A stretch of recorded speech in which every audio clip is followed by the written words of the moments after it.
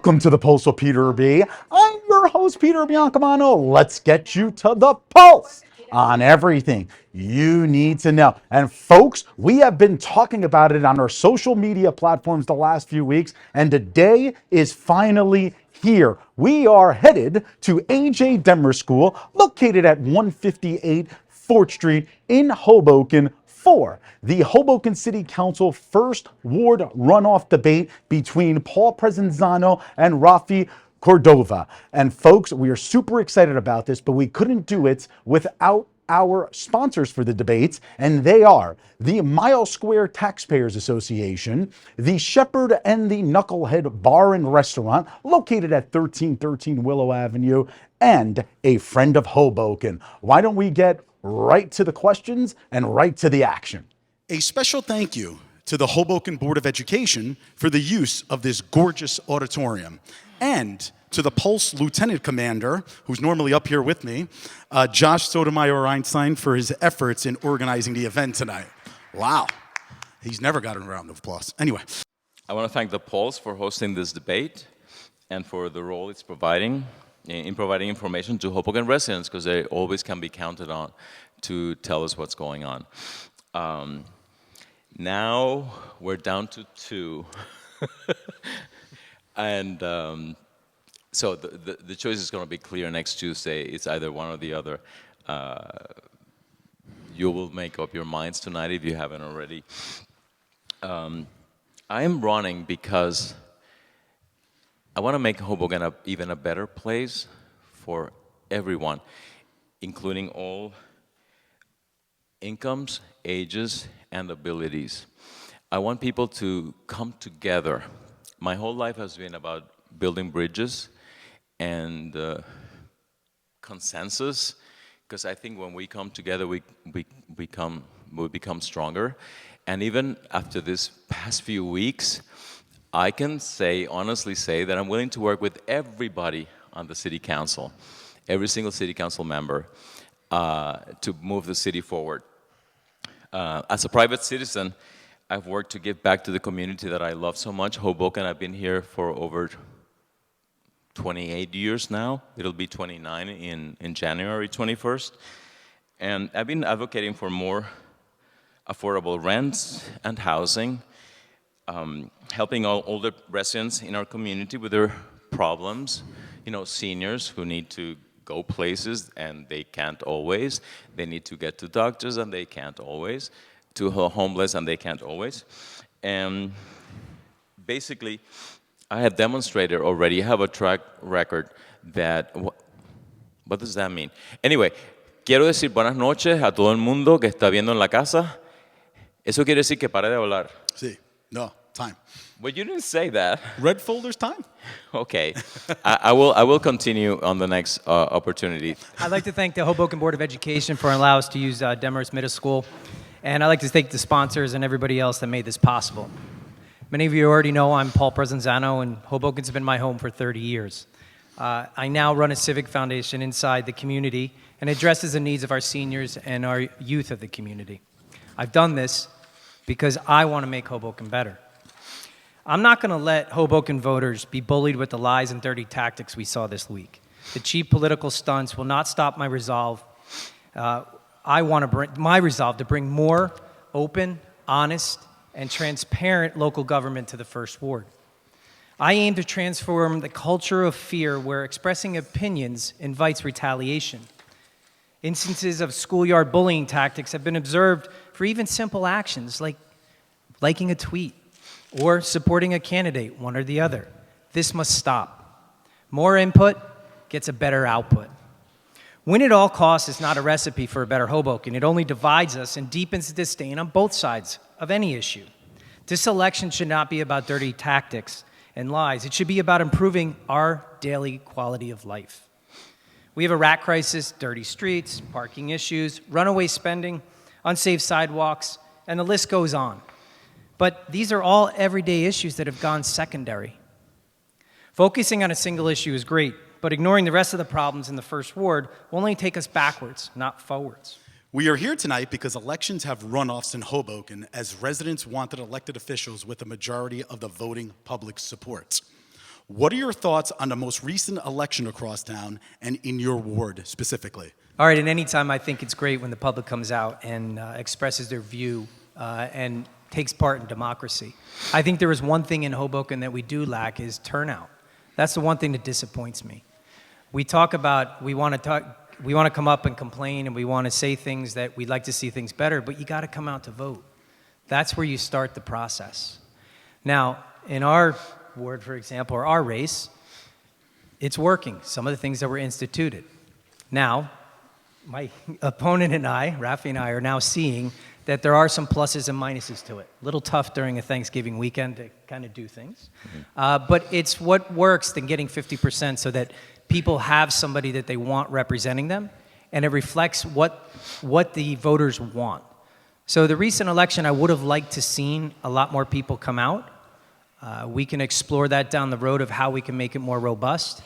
But again, I'm happy that we are in this part where there is a runoff and that we need to attain 50% to correctly represent the people of Hoboken. I also think that this runoff is better than nothing, but like if we had ranked choice voting, it would be even better because it would like save money for the city and we would have had a result already. What I was saying before, I want to say buenas noches a todo el mundo que habla español en el primer ward, en el primer distrito. Quiero que sepan que tienen un candidato aquí para defenderlos, para hablar por ustedes, para estar ahí en cada momento. Yo hablo su idioma y entiendo su cultura. Y les exhorto que vengan y hablen, que hablen todo lo que tengan que hablar, porque nadie los va a callar. So basically, I think that we need to stimulate the people. People are I went to a door and somebody said, nah, I'm so like done with the elections. Look what's happening in Washington, look what's happening. They don't care. I think part of my campaign has been to restore that faith in the people, promising people that I will work with every single member of the city council. With the allegations of voter fraud and of fraudulent allegations floating around by some city council members or others, can you say your campaign 100% beyond a shadow of a doubt has not intimidated or paid anyone for their votes?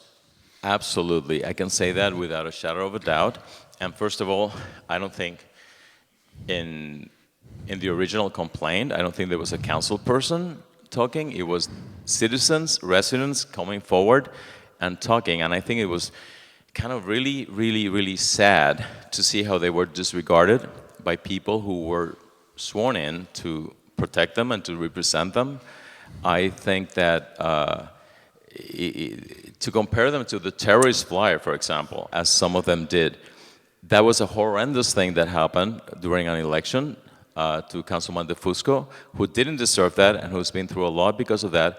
And I so wish there had been and still can be an investigation to clear that up. I think that we need to have a knowledge of what happened, what is happening, and I cannot really in good conscience disregard whatever the people are saying here tonight or ever. It was not a council person, it was the people of Hoboken, it was residents who brought this allegation forth. I can tell you unequivocally, 100%, that no one has paid for any votes from my campaign, nor do I condone that. It is against the law, it's illegal, and if it was done, there needs to be an investigation. It's as simple as that. There's nothing more to be said on that. Because what I read was that you were threatening to sue the people who brought the allegations, who are the residents that you're running to represent. They came forth and they were called names. They were like a ballot team operatives. And they were even, I think that you yourself said you were considering suing them over this. And I really think that that's not the way. When the terror flyer happened, Councilman De Fusco was the first person to ask for an investigation. So if you're really innocent of this, I really expected you to come out and say, I want this investigation, and that's not what happened. What you said was, I'm going to sue people, I'm going to see what's happening, I don't believe it. If people are coming forward, I know that I need to pay attention, especially if I'm running for council or if I'm a council person myself. There were accusations made, and hence I addressed it. In any situation, you look at that, you take in everything, and then you think about the steps you can do or the things that can make things better. At that point, I came out and I had to respond to something. I responded to it.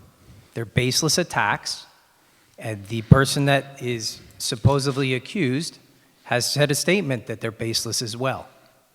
And I think, Rafi, you and I spoke real briefly about this, and we said that, when we walk outside of buildings, we don't know what happens. We have no clue. And so I think that from that perspective, I've been on the up and up on things of that nature. I do not know that they're baseless. That's why an investigation needs to happen. And that's why I called for an investigation. If my campaign or any of my supporters had been accused of anything, I would have been like Councilman DeFusco, the first person to be out there asking for an investigation. I wouldn't have been threatening lawsuits or doing anything like that. I don't want to shut up Hispanic people who have been through history not taken into account. When it comes down to it, there was accusations made, but the one thing that Councilman Quintero's name was attached on the press release said that my campaign nor myself had done anything wrong. So therefore, we contacted the right people, we made sure that there were statements made, and responded to the allegations. And if there is something needed, then, like I said, then we go full forward with an investigation. But also in that press release, it went to everybody and their brother across the state of New Jersey. All right, folks, we hope you're enjoying the 2023 Hoboken City Council runoff first ward debate. I know it's a tongue twister, but I got it done, between Paul Presinzano and Rafi Cordova. More after these messages from A.J. Demorest Middle School, located at 158 4th Street in Hoboken.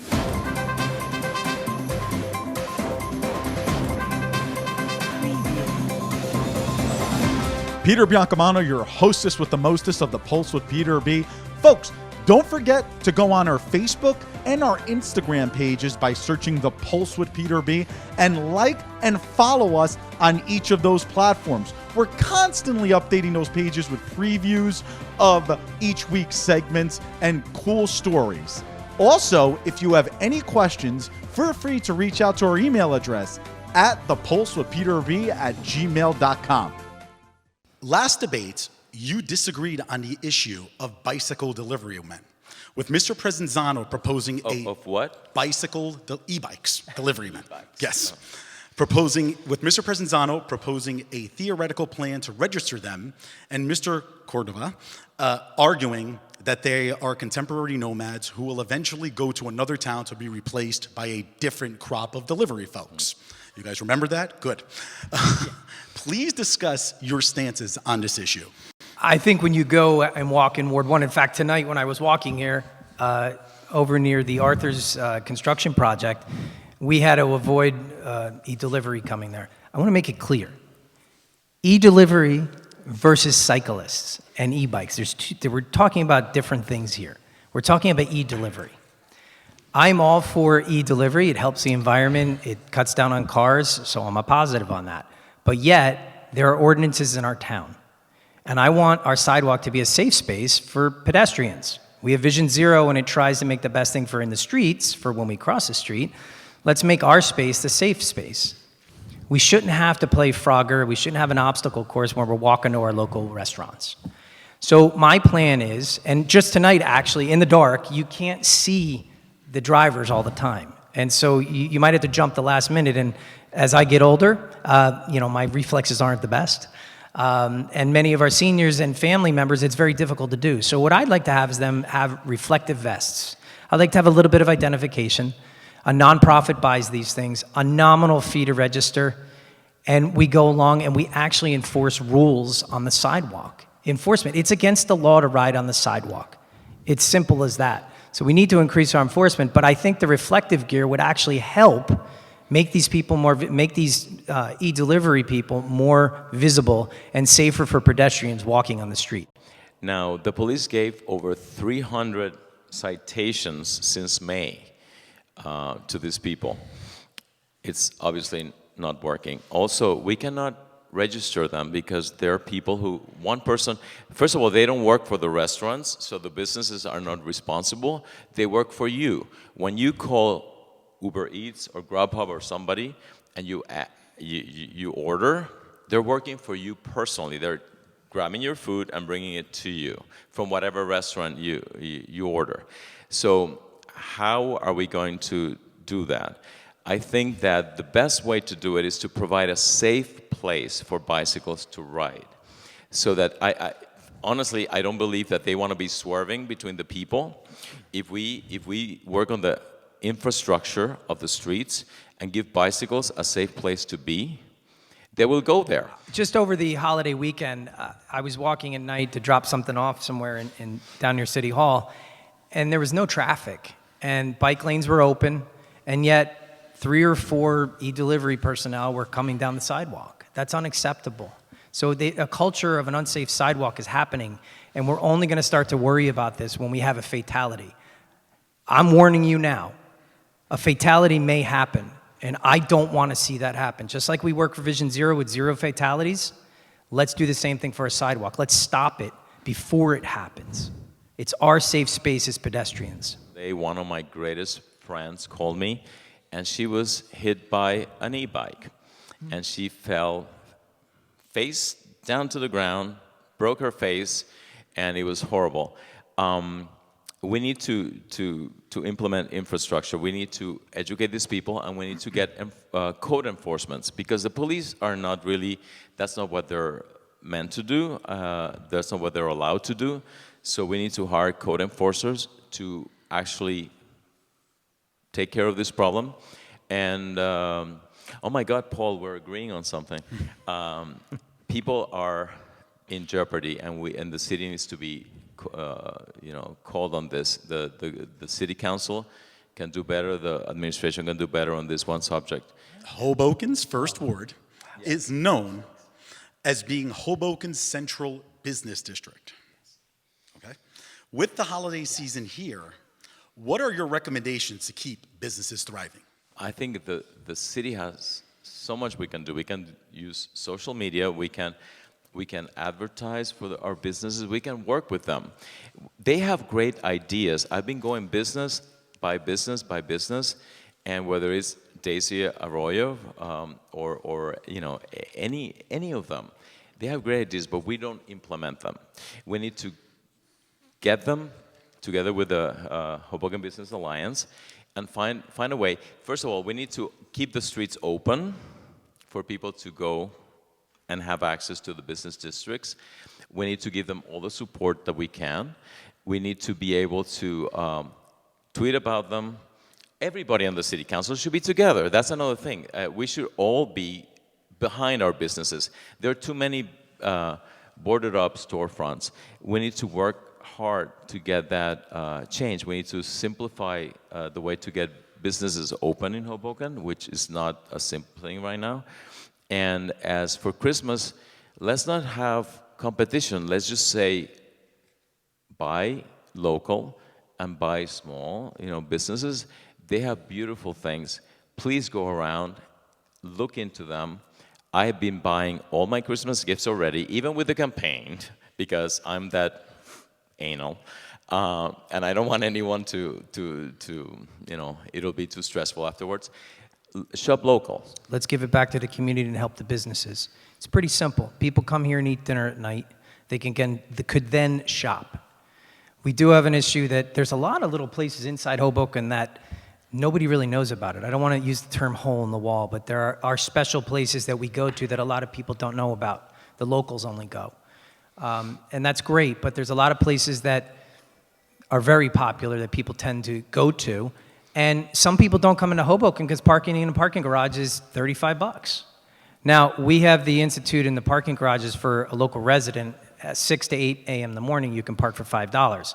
So that solves some issues there for locals. But if we want to attract people from outside, we got to do some other things. Why don't we have 2 Christmas trees or 2 menorahs or any other holiday-based theme at City Hall? How about that? We have 2 places, one in the north, one in the south. and attract more people. It's great what the Hoboken Business Alliance is doing, but I think we can do more. Why not let's think about PRA? It's underutilized in the middle of the winter. Why don't we do something like Bryant Park, where you have a skating rink out there? Imagine that backdrop. How awesome would that be as you're skating on the skyline of New York? It'd be once in a lifetime opportunity. All right, folks, we are moving right along. The debate is getting hot, and we are having a very, very good time. But stay tuned, because we will have more after this commercial break of the 2023 Hoboken City Council runoff debate in the First Ward. We'll be back. Welcome to Hudson River Care and Counseling. Hello, I'm Dr. Pam Pater-Ennis, the CEO and founder of Hudson River Care and Counseling with over 30 years of clinical social work experience and therapy. We are a progressive counseling and coaching practice with a diverse team that brings a holistic approach to clients. We offer support both in person and through digital platforms such as telehealth. Consider us a safe haven that you can trust with care for your mental health needs. Visit our website to set up a consultation today.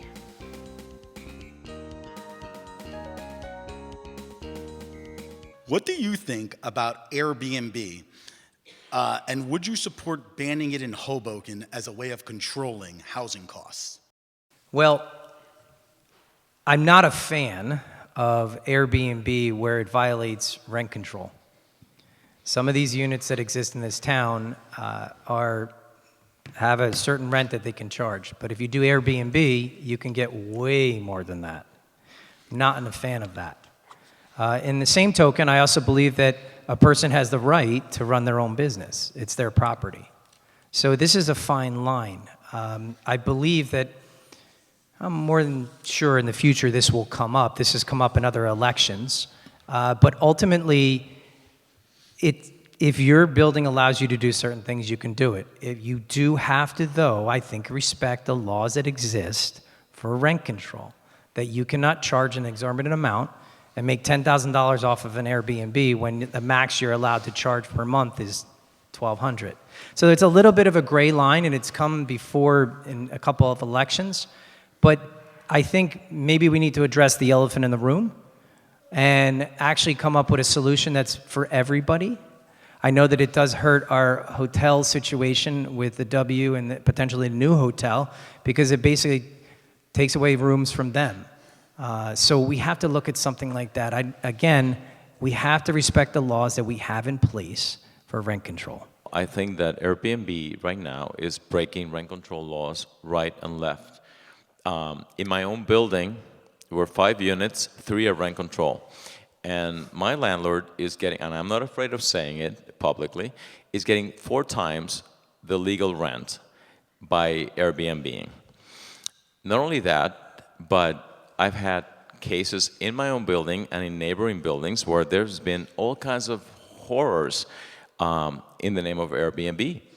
I'm not going to get into details because they're pretty graphic, and this is a family show, I would imagine. But it is time for the city to take a stand on Airbnb. New York City has, Jersey City has, and now all the companies have descended upon New Hoboken, and we're losing buildings right and left. Somebody just purchased a building that has 10, 16 units, and they're all going to be Airbnbs. Major corporate landlords are Airbnb-ing. We had a case recently at the rent board about that, and I can't talk about it because it's still unfolding. But I do strongly believe we need to look into this problem, because it's taken the inventory of affordable housing way down, and we cannot afford to do that. Should Hoboken lower taxes, and how? I think we should hold the line on taxes. I don't know. Hoboken right now, in my understanding, has the lowest tax rate in Hudson County, and we still have services, and we still have a city that is functioning. I don't know about going back and lowering. Things are moving forward. We have No, I actually, honestly, I don't think we can. I think in order to make the city viable and move forward, we have to hold the line on them. Lower taxes will keep rents in check. Lower taxes, no, you're never going to hear anybody complain about lower taxes. There's always a way to do it. We have tons of fat in our budget. I've looked at it over and over and over. I've said before, we're top heavy. We can start there. The city hall is basically service-based. So I think as Rafi had said earlier, 80% of our budget is basically salaries and wages. The rest is the service part of it. So I think there are things we can do that could lower taxes, and that's our job as city council people, is to not charge you as much. Your job is to keep the money in your wallet, and that's what I want to see happen. So I think there is a way. You just have to tighten your belt. It's as you tighten your belt now with your own checkbooks, right? You can't afford to buy certain items. You take the lower of the two items now so you can make ends meet. City Hall can do that as well. It's just we're not very good at that. COVID kind of spoiled us when federal money and state money came in. And I think now we're going to be paying the price because during those times we took the budget from 120 to 137 million. Yes, there are things that go up. There are contract negotiations. But in the same token, we're going to have more ratables as we build in Hoboken. So at the end of the day, I never want to see taxes go up. And I'm not going to be in favor of, like we had the 6.2% increase last year.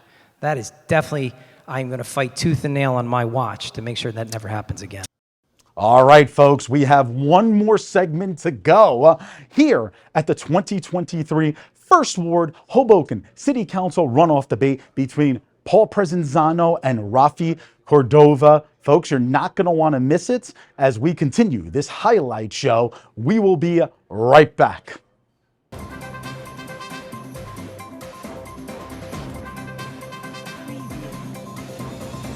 Peter Biancamano back with you. Don't forget to watch us on cable access every Sunday and Monday at 9 a.m. Optimum Channel 18, Files Channel 46, and Comcast Channel 190. Also on Sunday mornings at 9:30 a.m., you can watch our show on our YouTube channel, and you can also binge watch all of our old shows. Who doesn't want to keep watching The Pulse with Peter B? We'll see you there. There seems to be a lot of interest in this. We received a lot of inquiries about it. People want to know who your top donors are, besides your family and friends. My top donors are family and friends. I mean, if you want to say that it's bad to donate to your own campaign, I'm a third of my campaign, 2/3 of my donations. The average is roughly about $130 in a donation. Those are as little as $5. Little as $5. Seniors have given to me $5. And so in my campaign, 130 is the average. But a third of it, I put my own money in because I'm beholden to nobody. I'm unbossed. And I don't want to be beholden to anybody. My top donors are members of the LGBTQ plus community who are concerned they will have no representation after Councilman DeFusco leaves. They're residents of the First Ward. Some of them are here tonight. I won't point them out, but here they are. And I love them for that. And believe it or not, I've collected more in volume than in donations. I've had seniors giving me $50, $100 from every Social Security check every month. And it just warms my heart. I've had, what? No. Anyway, so I've had family contributing, friends. Yes, elected officials, like the mayor contributed $2,500 to my campaign. That's it. Not even one mailer, folks. It's like half a mailer. Who's doing your mailers? He contributed. Oh, sorry, I said, who's doing your mailers? Anyway. But yeah, mostly it's like families, friends, and the LGBTQ plus community. Those are my major contributors. Thank you for coming tonight. We have a runoff election on December 5th, where we're going to choose the future of leadership in the First Ward. Mayor Zimmer stated today that an independent voice is needed on the council. That's exactly what I bring to the table. My voice is independent. I'm unbought, and I'm bossed, and I'll always put the needs of the first ward first. We cannot allow backdoor deals and political agendas to drive our future, as the first ward will face many challenges in the coming years, as redevelopment are going to reshape the skyline, our streets, and our sidewalks. Your quality of life will be the number one issue that I fight for as your council person. Being able to cross the street at a stop sign should not be a game of chicken. Walking from your apartment to your favorite restaurant should not have to include an obstacle course of e-delivery bikes. Inflation and rising costs should not translate into higher taxes, which leads to higher rent. It should force City Hall to tighten its belt as we're doing in these tough times. Signing up for recreation for our children or ourselves shouldn't feel like we're winning the lottery. And City Hall must move into the 21st century by better using resources that are available at the county and freeing up more of our own tax dollars for better services. We need to make sure city services are second to none. We're a service-based industry, and that's all about customer satisfaction. That should be the focus of City Hall. No one should walk away upset. And we need to make our City Hall inviting and not feel like it's a castle with a moat around it. As we approach the winter months, we need to have a comprehensive plan for those little four-legged friends we call rats when they wake up in the summer. We'll soon be voting for the future of our town. The status quo is not just good enough. When you vote for me, Paul Presinzano, you're voting for growth, openness, innovation, checks and balances in our government. Remember to vote column A for Paul Presinzano. I ask for your support because, first of all, going to the first ward, I know there are so many people that haven't had representation for a long time. People, the Hispanic community, for example, that do not speak English. They will have someone to come to. Ustedes van a tener alguien que puedan venir, hablar, tomar café, decir lo que les importa para tener representación en esta ciudad que no han tenido por muchos, muchos años. Also, again, the LGBTQ plus community would be without a voice on the council. I ask for your support because my platform covers everything: housing justice, quality of life, public safety. Just today, I was endorsed by the former chief of police, Ken Ferranti, and I thank him, and I'm humbled by that endorsement. But public safety is number one on my agenda, next to housing and quality of life for everybody, from the luxury buildings to the housing, subsidized housing. I speak all those languages. I have friends that cover, like April so beautifully said, you have friends that cover from the most affluent to the most vulnerable. I have your back. I will be there for you. I promise to work with every single council person and not vote in a block. Independence is not a compromise I'm willing to give. I won't sell myself. At this point in my life, I am who I am, and I vote for my moral compass and my consciousness. All right, folks, we have reached the conclusion of our highlight show for the 2023 Hoboken City Council First Ward runoff debate between Paul Presinzano and Rafi Cordova. Folks, don't forget to vote. Election day is Tuesday, December the 5th. Polls are open from 6 a.m. to 8 p.m. if, of course, you live in the First Ward in Hoboken. We want to thank our sponsors. Without them, we could not put this debate or the debate highlight show on. They are the Mile Square Taxpayers Association, the Shepherd and the Knucklehead Bar and Restaurant located at 1313 Willow Avenue, and a friend of Hoboken. Thank you again. All right, folks, join us next week for The Pulse on everything you need to know. I'm Peter Biancamano. I hope you have a great week, everybody.